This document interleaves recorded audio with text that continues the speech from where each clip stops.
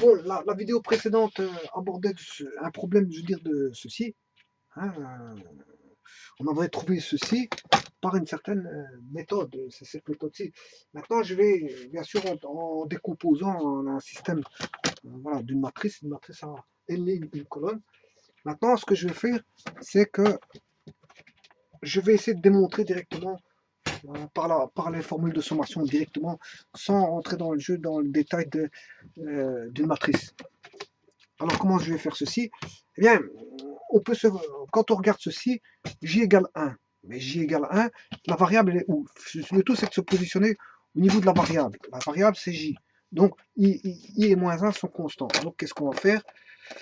On va écrire que i-1 est constant. Bon, donc, ce qui veut dire, si je vais juste la variable j, donc j est variable, voilà, somme de j, voilà, j est variable, j'ai deux constantes, ben, celle-ci est variable par après, c'est plutôt un paramètre, mais la vraie constante elle est là. Donc j'aurai i-1 qui est plus i-1 qui est constant. Ouais. Lui il est variable, donc je dois multiplier combien de fois? Ben, je dois le multiplier, si vous voulez, n fois. I plus 1 fois n. Voilà. Maintenant, il faut que je fasse la somme par rapport à i. Par rapport à i, qu'est-ce qui est variable? Il n'y a que i qui est variable. Donc ici, il faut que déjà je réécrive ceci, n fois i moins n, hein, comme ça me simplifie la tâche. Maintenant, si je ramène la sommation en i, qu'est-ce qui est constant? Le i est variable, le j est constant et le n est constant. Donc, ce qui veut dire que je dois faire ça n fois, un bouclage de n. Donc, ce qui veut dire que les constantes vont être multipliées par n. Donc, ici, il y a une constante, moins n fois n, ce qui fait n carré. Et là, j'ai n fois somme des j qui est considérée comme constante. Et là, on aura plus n qui sort de la formule de sommation. Mais on a une variable qui est i, donc i est dépendant. Voilà, donc on aura ceci.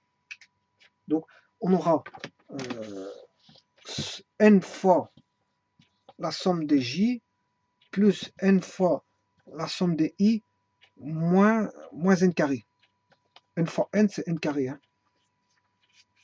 Voilà, ça fait n carré. Donc j'enlève n carré. Donc maintenant, on sait bien que comme j est égal à 1 jusque n, i est égal à 1 jusque n, ben c'est deux fois la même chose.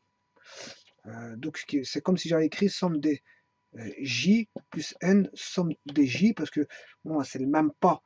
Le même début, valeur initiale et même valeur finale, donc il n'y a pas de problème, il n'y a aucun souci là-dessus, c'est comme si je cite ceci, j'ai combien de fois la somme des j, mais je l'ai deux fois, somme des j moins n carré, voilà, eh bien la formule est terminée, c'est fini, une fois que j'ai ceci, c'est fini, on va trouver une cube, pourquoi? Parce que somme des j pour j égale à 1 jusqu'à n fait n fois n plus 1 sur 2 moins n carré, et là on retrouve notre fameux, bien sûr, fois 2, hein, parce que somme des j, n fois la somme des j deux fois, c'est deux fois la somme des j.